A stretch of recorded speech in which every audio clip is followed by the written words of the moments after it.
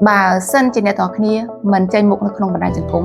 គ្មានអ្នកណាគេស្គាល់ផលិតផលរបស់អ្នកទាំងអស់គ្នាទេទោះស្ដីបងអាជីវកម្មទាំងអស់គ្នាពីអ្នកគេដែលគាត់មានផលិតផលហើយឬក៏សេវាកម្មល្អហើយក៏ប៉ុន្តែគាត់អត់ហ៊ានឡើងនៅលើបណ្ដាញសង្គមដូចខ្ញុំជាអ្នកទិញបទពិសោធន៍ផ្ទាល់ខ្ញុំចង់ចែករំលែកទៅបងនៅពេលដែលខ្ញុំចង់ទិញផលិតផលអីមួយប្រើផលិតផលណាមួយគឺខ្ញុំតែងតែធ្វើសិក្សាស្រាវជ្រាវសិនទី1ថាតើផលិតផលនោះមានគុណភាពក៏ដូចជាស្តង់ដារត្រឹមត្រូវឬដែរអត់ហើយអ្វីពិសេសមួយទៀតគឺម្ចាស់ផលិតផលគេហៅថាម្ចាស់ brand ថាតើម្ចាស់ brand ហ្នឹងហ៊ានបញ្ចេញមុខនៅលើបណ្ដាញសង្គមដែរអត់ហ៊ានឲ្យធ្វើឲ្យផលិតផលរបស់គាត់រឹតតែមានគុណតម្លៃដែរអត់កន្លែងនេះគឺឆ្លុះប្រចាំងថាចង់ឲ្យបងប្អូនដែលជាបងអាជីវកម្មត្រូវតែក្លាហានហ៊ាននិយាយពីផលិតផលរបស់ខ្លួនឯងនៅលើបណ្ដាញសង្គមសម្រាប់ខ្ញុំជាអ្នកទិញ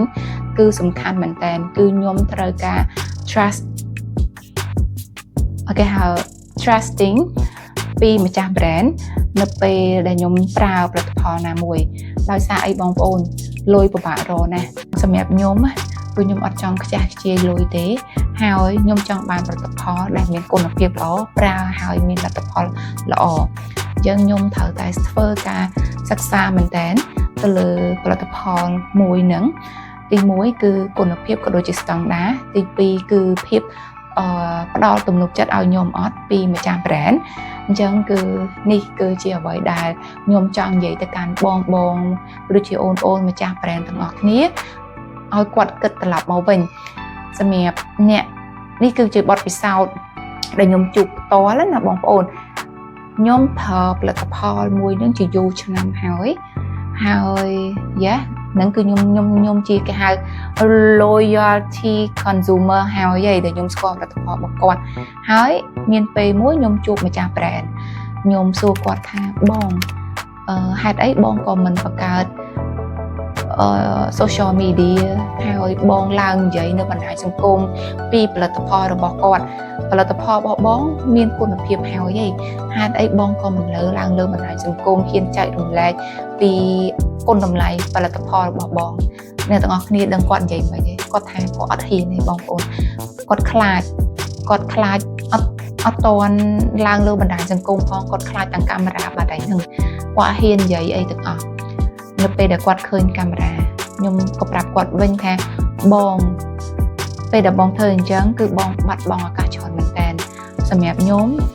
ញុំជាអ្នកទិញអានេះគឺខ្ញុំស្គាល់ផលិតផលនឹងស្រាប់អត់បញ្ហាអីទេខ្ញុំទិញម្ដងហើយម្ដងទៀតក៏ប៉ុន្តែសម្រាប់អ្នកផ្សេងទៀត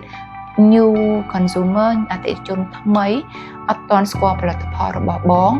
ហើយគេអត់ស្គាល់ទាំងម្ចាស់ brand ទៀតអញ្ចឹងបងអត់អាចរក consumer ឬក៏អតិថិជនថ្មីបានទេបងរកតែអតិថិជនមួយចំនួនទូចមួយដូចខ្ញុំដែលធ្លាប់ប្រើពីមុនហ្នឹងគឺខ្ញុំនៅតែប្រើ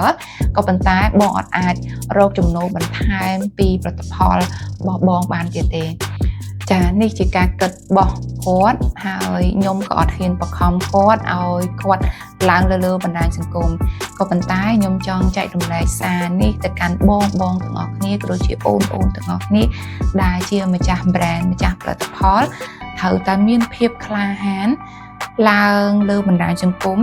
ចែករំលែកផ្ទាល់នៅលើបណ្ដាញសង្គមអំពីផលិតផលរបស់អ្នកទាំងអស់គ្នាដើម្បីឲ្យអ្នកទិញមានទំនុកចិត្តហើយអាច reach out ទៅអតិថិជនថ្មីទៀតអញ្ចឹងអរគុណអ្នកទាំងអស់គ្នាមួយទៀតបើសិនជាអ្នកទាំងអស់គ្នាចង់ដឹងពីការក្លាហានហ៊ាននិយាយទៅត្រូវធ្វើម៉េចឲ្យយើងមានភាពក្លាហានហ៊ាននិយាយនៅមុខកាមេរ៉ាកុំភ្លេច subscribe channel Rita ខ្មែរដែលជា channel មួយខ្ញុំចង់បង្រៀនឲ្យអ្នកទាំងអស់គ្នា